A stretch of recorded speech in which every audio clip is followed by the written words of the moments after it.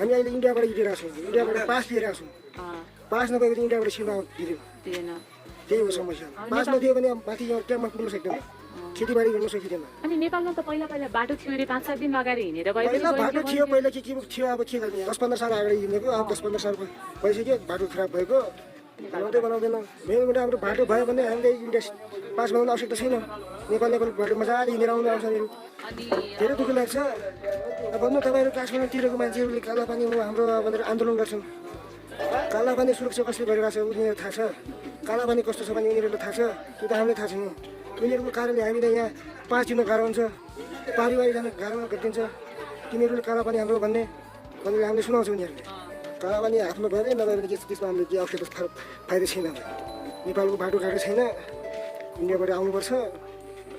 कति साल भयो इन्डियाबाट आएको, 10-15 साल भइसक्यो। उसले त त्यहाँ पास दिँदैछ तर उसको आफ्नो टाइममा मात्र दिन्छ। उनीहरूको सिडिओको उसको हातमा हुन्छ, एसडिएमको हातमा हुन्छ।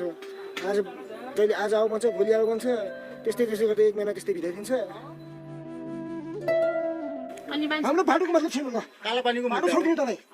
कालापानी आन्दोलन गर्ने चाहिँ हाम्रो भनेर काठमाडौँमा कसले पनि नगरोस्, किनकि हामीलाई यहाँ समस्या पर्छ। हामी सधैँ ध्यान भेलुका हिँड्ने बाटो हाम्रो नेपालबाट भन्दा त सम्भव छैन। हामीलाई थाहा छ, हाम्रो झुनीमा पनि छैन, हाम्रो छोराको पनि सम्भव छैन। हाम्रो रासन पानी जनावर पनि यहीँबाट आउँछ, मान्छे पनि यहीँबाट आउँछ। हामीलाई समस्या हुन्छ।